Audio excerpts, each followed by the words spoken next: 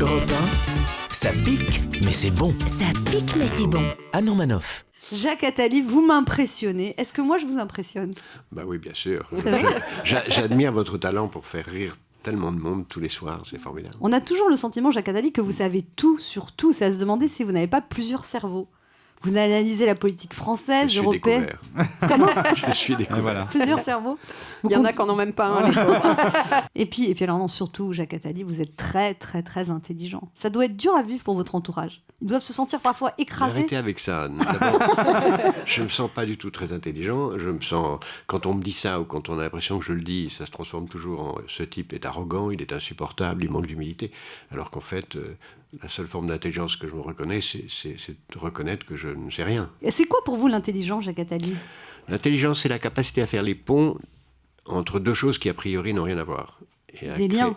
Des ponts, des liens. Et à trouver que quelque chose et quelque chose d'autre que personne n'a mis en contact jusqu'à présent ont quelque chose en commun. C'est là où apparaît le nouveau, d'ailleurs, toujours. Et un conseiller spécial, quand même, je trouve que c'est un métier qui fait rêver. Quand ça marche, vous pouvez toujours faire croire que c'est grâce à vous. Et quand ça foire, vous pouvez dire que c'est parce qu'on vous a pas écouté. C'est aussi ce que font les attachés de presse.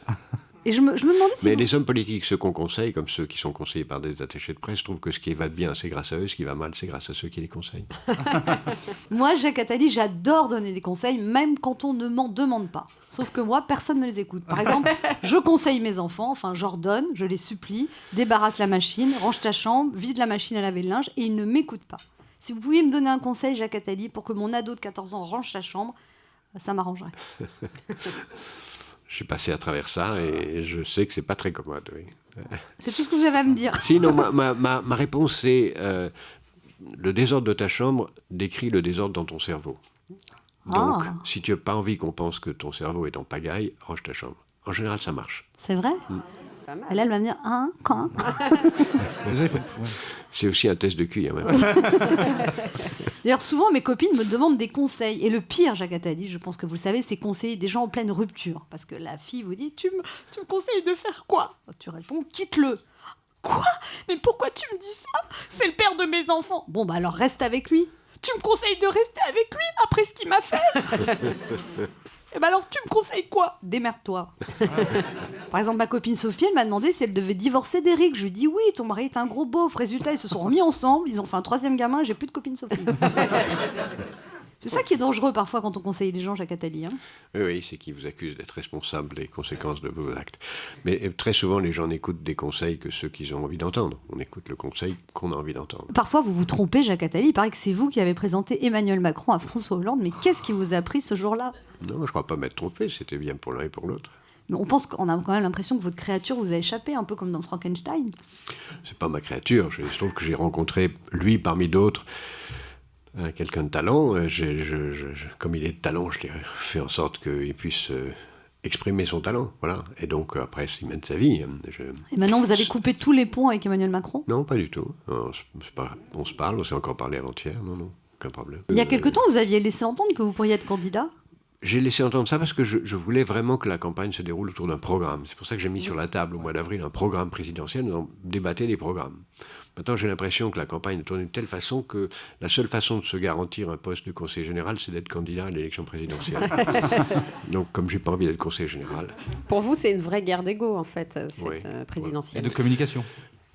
Pour l'instant, oui, parce que je ne vois pas surgir de programme, d'ambition, de vision, de projet à long terme. La France est un très très grand pays. C'est ce que vous reprochez à Emmanuel Macron, d'ailleurs, qu'il n'ait pas tous, encore de vision. Mais pas seulement à lui. Je le reproche... Et François Fillon, il n'a pas de vision. François Fillon a un programme. C'est le seul, oui. Un programme flou dans certaines dimensions, mais malgré tout... il a un programme. Et là, donc au primaire, vous allez voter pour qui ? Pour l'instant, j'en sais rien. D'abord, je ne suis même pas sûr d'aller voter aux primaires de la gauche, parce que c'est une primaire partielle. J'ai appelé à une primaire complète. Totalement. Avec Mélenchon et Macron, voilà, justement. Parce que je pense que sinon, la vraie primaire... Il ne vous écoute pas, Macron, alors ? Non, c'est normal. Il est adulte, il est grand. Il est grand. Vous pensez qu'Emmanuel Macron devrait participer à cette primaire de la gauche, Jacques Attali ? Oui, moi je pense que oui. Je pense que Macron et Mélenchon devraient participer. Sinon, c'est le premier tour de l'élection présidentielle qui fonctionnera comme une primaire et qui, normalement, devrait désigner le 3e et non pas le premier. Donc, c'est trop bête. Maintenant, comme tous pensent que les sondages ont tort, puisque les sondages ont tous prouvé qu'ils avaient tort, tous pensent qu'ils vont de toute façon y arriver et que comme Fillon était à 6% avant d'être à 40%, ils pensent que plus ils sont bas, plus ils seront hauts. Donc c'est Gérard Filoche, le prochain candidat primaire C'est de la beau gauche. l'ambition. C'est quoi la réforme la plus urgente pour le prochain président, Jacques Attali? S'il n'y en avait qu'une, ce serait simple, mais si vous m'en demandez une, je dirais l'école maternelle. Parce que c'est là où tout se joue. Vous avez plus d'un tiers des Français qui arrivent en primaire en parlant 300 mots de français. Alors que, Au lieu de 1200 au lieu de normalement. 1200 normalement. Là, c'est fini, tout est joué pour eux. Donc l'école maternelle, c'est-à-dire faire plus parler les enfants Avoir plus d'encadrement. Dans au moins un tiers des classes maternelles, il faut tripler le taux d'encadrement pour que ce que les familles ne peuvent pas faire soit remplacé par les écoles. C'est l'urgence en France, l'école maternelle. Oui, et comme non, c'est pas l'urgence, c'est l'importance. C'est le plus important, mais c'est pas le plus urgent, parce que le plus urgent, c'est ce qui a une conséquence immédiate, tandis que l'école maternelle, par définition... Personne n'en parle de l'école maternelle. Non, parce que ça n'aura de conséquences que dans 20 ans, et parce que les élèves d'école maternelle ne votent pas, et ils ne vont pas manifester au printemps dans les rues comme les lycéens. Donc, ils intéressent personne. Alors, Jacques Attali, vous avez conseillé plein de jeunes énarques, vous aiguillonnez. C'est vous qui avez repéré François Hollande aussi, en son temps. François Hollande, 80. Laurent Fabius... Ségolène Royal. En fait, vous êtes le Dominique Besnéard de la politique, mais vous ne prenez pas 10%. Je ne saurais espérer un compliment aussi. Vous prenez combien, en fait?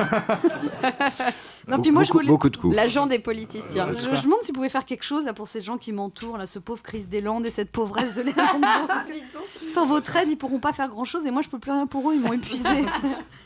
Non. Je vais leur trouver une circonscription. Et moi, vous me conseillerez quoi, Jacques Attali? Restez. D'arrêter de dire des conneries. Surtout ne changez rien. Oh, merci. Europe 1, ça pique, mais c'est bon.